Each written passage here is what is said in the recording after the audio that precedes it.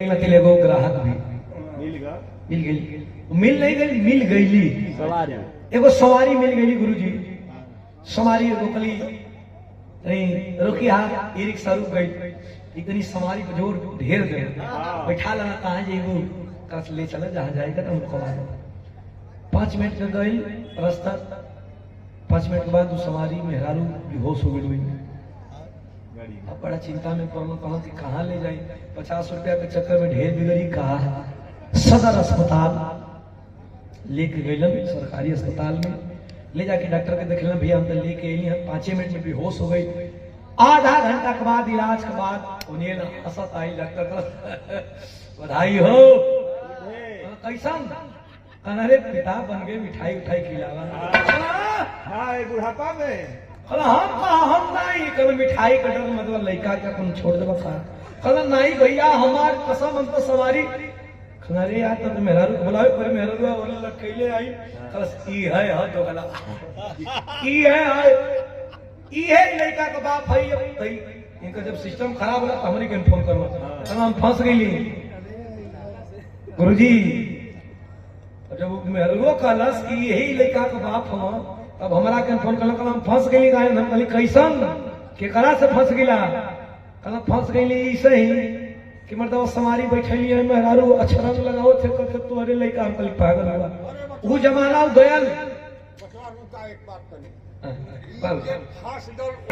Hello मामला खत्म ना, हमें फोन कल हम फंस गई। कहली कैसन? कल मेहरारू हम जान ये कहते हाँ ये लड़कवा के बाप तो कहले कि वो जमाना ना, यहाँ डिजिटल जमाना। हमें तो अपन डीएनए टेस्ट करा था, 1 मिनट में दूध का दूध पानी का पानी हो जाए। कल भैया हमारा डीएनए टेस्ट कैसे हुई? करा दे लोग। डॉक्टर कहना कि अब्बा हो जाए डीएनए टेस्ट भाई। डॉक्टर मुस्कुराना कहना अरे यार आप बच गए। कैसा? कहना आपके डीएनए में लिखला है कि आप कभी भी बाप ही नहीं बन सकते। हमें फोन कहना कहना अरे हम कहीं कहा लिखला ना, कहना लिखला कि आप कभी बाप नहीं बन सकते। हम कहीं तो बस तक बस तक नहीं भैया, लेकिन हम कबो बाप नहीं बना तो लइकवा घरवा 3 गो की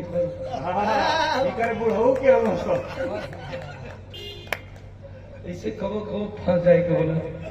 इनके देख ले इनकर घर दे वलिया इनकर जोड़ा लेकर भगवती कसम 2 बेरी में 5 लइका, 2 बेरी में 5 लइका हो। मेहरार इनका सही सच्चाई मेहरार इनका सास ले जाके कली के नतीव को बेटा चला तू ऑपरेशन कराई, तो ऑपरेशन मेहरुआ का नहीं ले गई ना। इनका हाइड्रोसिल का कुल ऑपरेशन हो गई। साल भर के बाद फिर एगो लड़का हो गई। आप ही उठैना लाठी गला डॉक्टर के कैसा ऑपरेशन करिए? अरे मेहरारू कमर लड़का हो गई। कहना भैया तोहार ऑपरेशन के लिए मेहरुआ का तोरे कैले, कहाँ भर के तोरे कैले, गौआ भर के तोरे कैले। कबो कबो फंस जाए कोला। एगो तरज बड़ा चलल है घरे मास्टर, एगो तरज बड़ा हल्ला में चाहिए। कौन तरज है?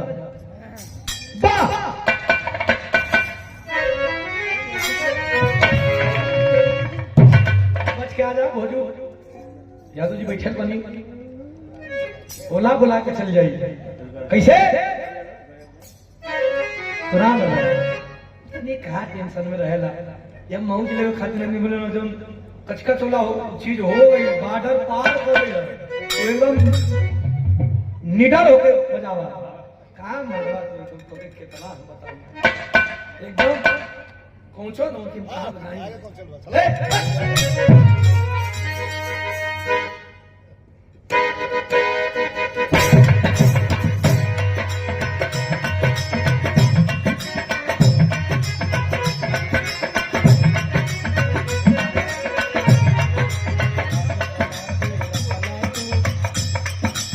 ये घड़ी बड़ा चलन बा कोनो में हर रूप में बरस सकल की बाहर अवस्था जल्दी हो, कोनो रसना जल्दी काल मेहरुआ कहे नौकरानी बना के रखला तू रानी के सपना दिखा के, नौकरानी बना के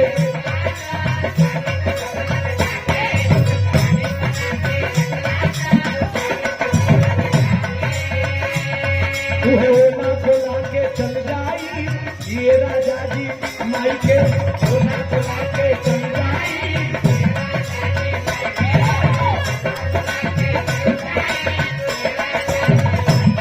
नौकरानी बना के रखला तू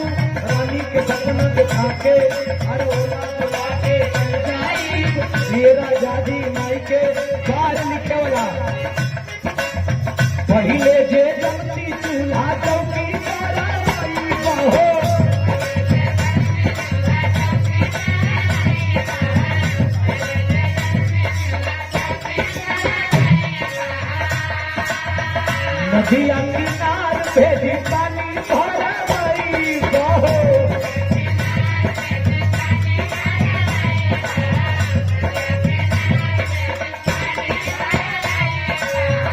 पहिले जे जमती चूल्हा चौकी कराई बहो नदिया किनार भेजी पानी भराई बहो अब नदिया हवा चैती अब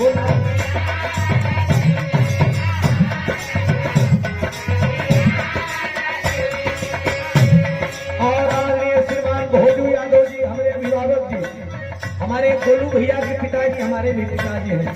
क्योंकि हमारे गुरु जी के मित्र हैं तो मित्र का मित्र हमेशा पूजनीय होता है। गांव कहाँ से उदल नागनगर हरिया से। क्या कहना यार लोगों के जवाब में नागनगर हरिया का नाम एकदम चढ़ गया है। जैसे सोफाओं पर चढ़त है चढ़े जुलाई की पारी आ गई धनवा की पारी आ गई लड़की भाग्य का हाई गाड़ी दिहल पापा जी के साड़ी दिहल पापा जी के जवन पे बैठी तू ऐस करेला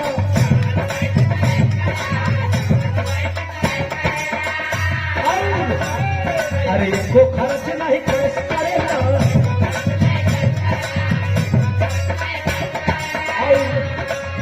सारी सारी राती तू बाहर की जाई बहो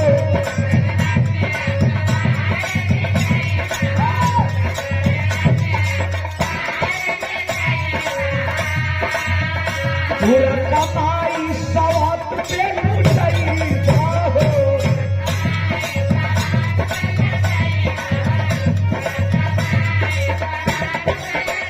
सारी सारी राती बाहर बिताई बहो पूरा कमाई सवात पे लुटाई बहो अपना भोजन